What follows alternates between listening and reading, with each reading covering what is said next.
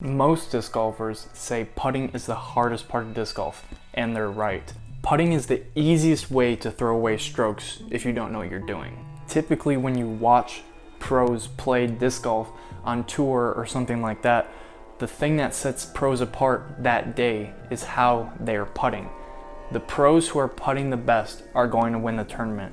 Now obviously getting off the tee is very important, but I would argue that if you're missing any putts within the circle at a top level, you're not going to win that event, right? So putting is extremely important, and today I'm going to teach you in just 3 steps how to become a more consistent putter. Okay, so the first step in putting is the feet. So here's our basket. Now, honestly, inside I couldn't really get too much more space, but bear with me here.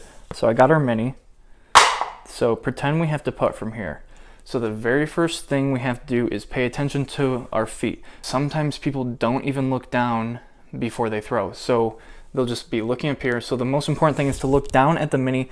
Make sure that you're using all the space you can, right? You want to get as close as you can while still being comfortable in your stance, whatever stance you want to do. So I'm just doing like the traditional backhand stance. We're not even talking about a throw right now. There's 2 reasons why you need to look down. Now the first reason is simple, right? You have to line up. See, if my foot is like facing this way, then I'm going to throw straight at the wall over there. So I got to make sure, you know, for a traditional backhand putt, you know, I am lined up straight. And then the next thing is check, are your hips pointed towards the basket, right? Because for putting at least, your hips are guiding where the putt is going to go. For driving, it is a little bit different, right? Sometimes you point in the direction where your shoulder is going. But for putting, it's usually the feet and hips is where, you know, you're at least going to end up throwing in that direction, right? So now that we're all lined up, there's a second reason why you want to look down, right? This is especially important for people who want to putt straddle. So you can see that my stance isn't legal right now, right? So you need to make sure that your stance is legal, otherwise they're going to call it foot fault. So this, for our situation, this might be a little bit better, especially if you're a backhand thrower. So after you decide how you want to putt and you readjust and everything, now we can move on to step 2. All right, after we completed step number 1, move on to step number 2, and that is to specifically pick out a link of one of the chains that you want to hit. Now, typically, if you're throwing backhand, right, a typical backhand hyzer will go to the left. Really, you want to just hit like slightly right of the pole. So the chain that's closest to the right of the pole, and you want to hit one of the links that is just over the cage. And one thing to note here is you don't want to hit it as hard as you can, but you need to be aggressive, right? If I just loft it in like this, right? I'm lined up and everything. I'm just going to like barely toss it. Right? I might come up short like that. See, it was right on line. It's exactly where I wanted to hit, but it was really short. So you need to be more aggressive, but you don't want to be trying to like hit it as hard as you can, right? You just need to aggressively hit it. So throw it hard enough where you know it's going to go straight. That's the whole point of being aggressive and trying to hit that chain link. So step 2, we're not actually throwing the disc yet. That was just a demonstration. But let's move on to step 3. After you pick the chain link that you wanted to hit, step number 2, you pick the chain link and everything you want to hit. Now, doesn't matter what putt you're going to throw, except sidearm, which does have a little bit of wrist action.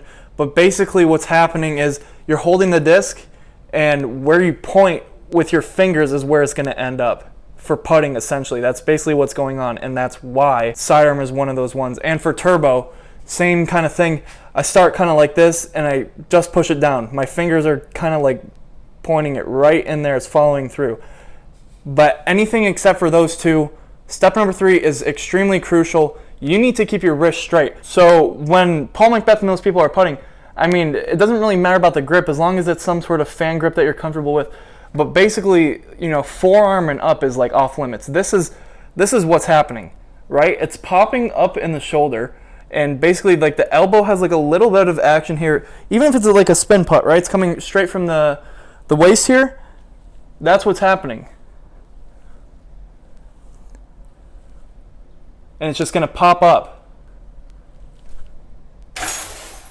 I mean, I'm not the greatest backhand putter, and that wasn't the cleanest, but it went in because my wrist was straight and I already know where I'm trying to aim. I'm trying to aim somewhere on the pole, slightly right. And like I said, I'm not a backhand putter, so I can't say that, you know, my advice for backhand putting is going to be as great as like Paul McBeth's, right? But every single pro that is putting, their wrist is straight. The second you try to go like this, right, and you're like trying to follow through with your wrist, is when, you know, in this case, I would hit the wall, right? I'm not going to do that, but I would seriously come from here, everything lined up perfectly, wrist is straight right now, but then when I come through, it's going to be like weak, and it's going to come like this, and it's going to go right or low, and really all the power is just coming from this momentum shift if you need it, right? Like, let's say you're farther away, you might be like that, you might be doing something like this, and then closer up, you might just be like a small lean in. You don't really need to fall all the way through. But it's all coming from the elbow, like a little bit from the elbow and a lot from the shoulder. It's just a pop for backhand. So basically what you're trying to take from this is, after you lined up whatever putt you want to do, straddle, it doesn't matter, you know, whatever you're going to do, your wrist has to be straight. So even for turbo, right? For example, I mean, it's kind of hard to show you, but like, when I'm here, like I'm really just aiming at that chain link right now, right? I'm aiming right there, and then when I actually go through, I'm following through just like that. I keep my wrist pretty much straight like the entire time until the very end when I'm following through. For me, that's just how I follow through, and I'm pretty much keeping my focus on keeping my wrist straight the entire time when I line up, because I am only letting my wrist go like right at the very end after I've lined it up and I know I'm throwing it. And that's just how I get the extra power for my putt. So step number 3, keep the wrist straight, and it'll go in. So the great thing about learning these steps and performing it correctly is that you can do a lot of different putts. I'm mainly a turbo putter, so 99% of the time I'm throwing a turbo putt.